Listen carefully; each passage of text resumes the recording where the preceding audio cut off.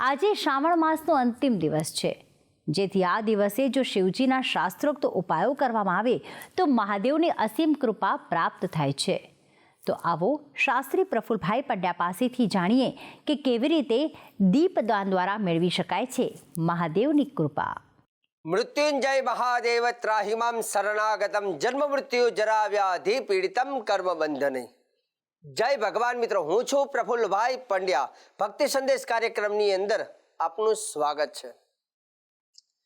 દર્શક મિત્રો, આજે છે મંગળવાર અને આજના દિવસે એક સુંદર ઉપાય જે તમારે કરવાનો છે અને આ સુંદર ઉપાય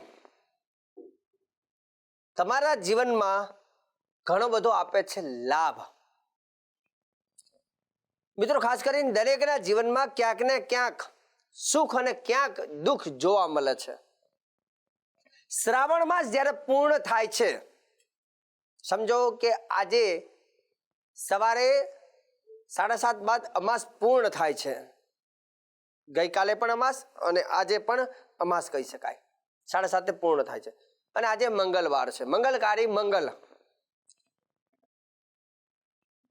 આજે તમારે ભગવાન શિવજીને ફક્ત ખાલી 27 દીવા જ કરવાના છે અને છેલ્લો દિવસ હોય ને જ્યારે હંમેશા ત્યારે એનું વિશેષ ફળ હોય છે। જેમ કે આપણા ઘર કોઈ મહેમાન આવ્યું હોય, 1 મહિનો રહીને જાય, 2 મહિના રહીને જાય, જ્યારે છેલ્લે દિવસે જતા હોય ને ત્યારે હંમેશા એ છોકરાઓને કંઈક આપતા જાય છે। જેમ ભગવાન ગણપતિ દાદાની આપણે સ્થાપના કરી તો વિસર્જન વખતે પણ આપણે ગણપતિના કાનમાં કંઈક બોલીએ, દુઃખ દૂર કરવાનું કહીએ અને ભગવાન ગણપતિ છેલ્લે વરદાન આપીને જાય છે। તેમ જ્યારે શ્રાવણ માસ પૂર્ણ થાય, અને આ વખતે તો શ્રાવણ માસમાં 5 સોમવાર હતા અને આજે સવારે 7:30 વાગે અમાસ પૂરી થઈ, એટલે આજે શ્રાવણ માસની પૂર્ણાવતિ સવારે થઈ છે। તો આજે એક નાનકડો કામ તમારે કરવાનું છે। આજે સાંજના સમયે શિવજીના મંદિરમાં જઈને ખાલી 27 દીવા કરવાના છે અને એ દીવા શું કામ કરશે એનું પણ હું તમને મહત્વ કહી દઉં। એવું કહેવાય છે કે જ્યારે છેલ્લો દિવસ હોય ત્યારે શિવજીના મંદિરમાં જઈને જેમ વ્યક્તિ સપ્તવિંશતિ એટલે કે 27 દીવા જો શિવાલયમાં શિવની સમક્ષ કરે છે તો એના જીવનમાં ઘણા ફાયદા થાય છે।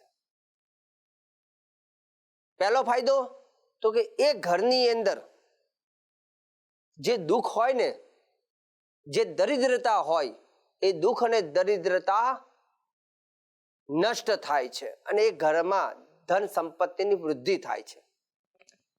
દીવો કરવાથી હંમેશા પ્રકાશ ઉત્પન્ન થાય છે। મનુષ્યના જીવનમાં જે અંધકાર હોય, જે મુસીબત હોય, જે તકલીફો હોય, એ તકલીફો રૂપી અંધકાર નષ્ટ થાય છે અને દીવો જેમ પ્રકાશ આપે છે એમ વ્યક્તિની તરક્કી, એની પ્રગતિ, એના સારા દિવસોની શરૂઆત થાય છે। જે શિવજીના મંદિરમાં અંધારાને ક્ષય કરી અને દીવા પ્રગટાવે છે તો એ શિવજીના ઘરમાં જે પ્રકાશ કરે છે તો શિવજી એના જીવનમાં પ્રકાશ આપે છે। 27 નક્ષત્ર,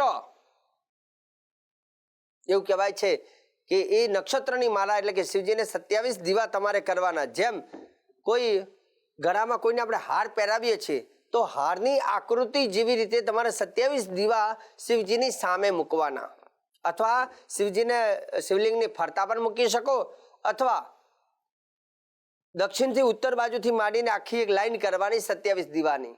એ તમારે કરવાથી એવું કહેવાય છે કે એ વ્યક્તિના જીવનમાં એની પ્રગતિ થાય છે, દુઃખો નષ્ટ થાય છે અને શ્રાવણ માસનું ફળ, શ્રાવણ માસ કદાચ કોઈએ ન કર્યો હોય, કોઈથી ભૂલાઈ ગયું હોય, કદાચ તૂટી ગયો હોય, સમય અનુસંધાનમાં કોઈ શિવજીની આરાધના ન થઈ હોય, દેશ વિદેશોમાં હોય, ક્યાંય શિવલિંગ હોય કદાચ ન હોય, તો છેલ્લે ખાલી આટલો ઉપાય કરવાનો છે અને કદાચ જો કદાચ દેશ વિદેશમાં હોય અને કદાચ શિવાલય ન હોય તો પોતાના ઘરમાં પણ એક શિવલિંગ મૂકીને આ રીતે કરી શકાય છે।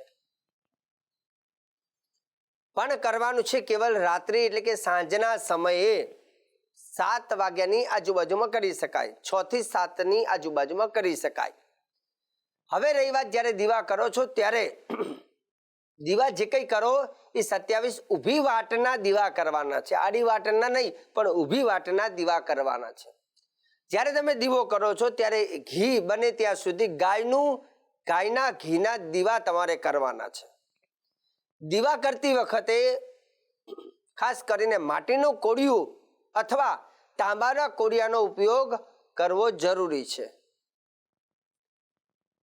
દીવો જ્યારે તમે પ્રગટાવો છો ત્યારે ઓમ મહારુદ્રાય નમઃ આ મંત્રનો જાપ કરવાનો છે. ઓમ મહારુદ્રાય નમઃ આ મંત્ર બોલી અને દીવો પ્રગટાવવાનો છે.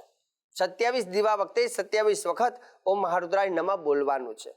અને 27 દીવા જ્યારે તમે કરો છો એની સમક્ષ તમારે બેસીને મૃત્યુંજય મહાદેવ ત્રાહિમામ શરણાગતમ જન્મ મૃત્યુ જરા વ્યાધિ પીડિતમ કર્મ બંધને આ મંત્રની તમારે એક માળા કરવાની છે.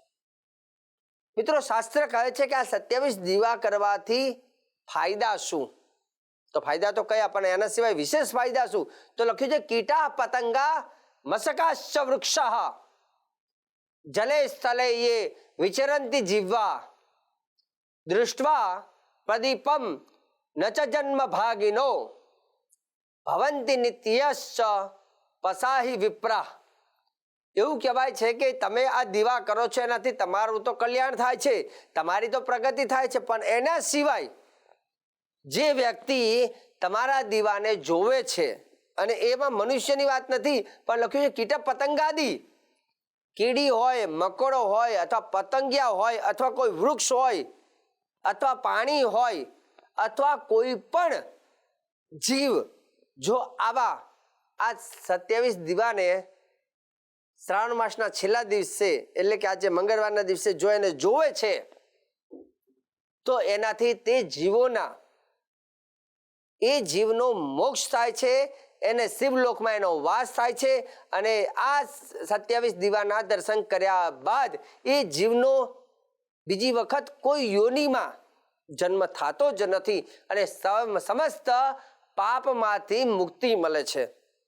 મિત્રો, શાસ્ત્ર એવું કહે છે કે જ્યારે કોઈ માણસ કોઈ કર્મ કર્યો હોય ને પાપ કર્મ કર્યા હોય તો બીજો જન્મ લઈને એને ભોગવવું પડતું હોય છે.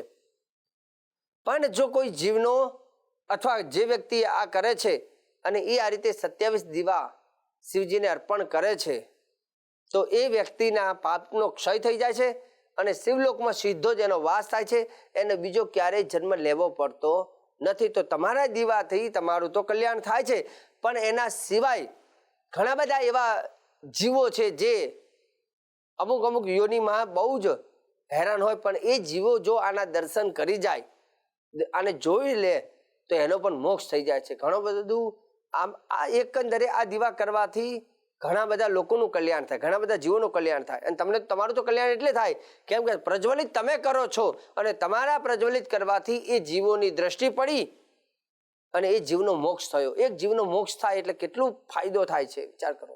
એ આશીર્વાદ આપે. તો દર્શક મિત્રો, ખાસ કરીને બહુ જ નાનકડો ઉપાય છે અને આ ઉપાય શક્ય હોય તો આજે તમે કરજો, સાંજના સમયે કરજો, શિવાલયમાં જઈને કરજો, પણ જતા પહેલા પવિત્ર થઈને જજો, સ્નાન કરીને જજો અને પવિત્ર વસ્ત્ર ધારણ કરી અને તમારે શિવાલયમાં જવાનું છે. બહેનો હોય તો આજના દિવસે ખાસ કરીને માથું ધોઈને ત્યારબાદ બહેનો જઈ શકે છે. તો દર્શક મિત્રો, સુંદર મજાનો આજનો આ કાર્યક્રમ હતો. 27 દીવા શિવજીને અર્પણ કરવાના, એનાથી થશે ઘણા બધા લાભ. અને આગળ પણ હવે ભગવાન ગણેશજીના પર્વ આવવાના છે. આવતીકાલે રામદેવ પીરના નોરતા ચાલુ થશે. તો આગળ પણ ભક્તિ સંદેશ કાર્યક્રમની અંદર આવી બધી જાણકારી તમને આપતા રહીશું. કાર્યક્રમ તમે જોવાનું ચૂકતા નહીં. મને આપી દો હવે રજા. જય ભગવાન.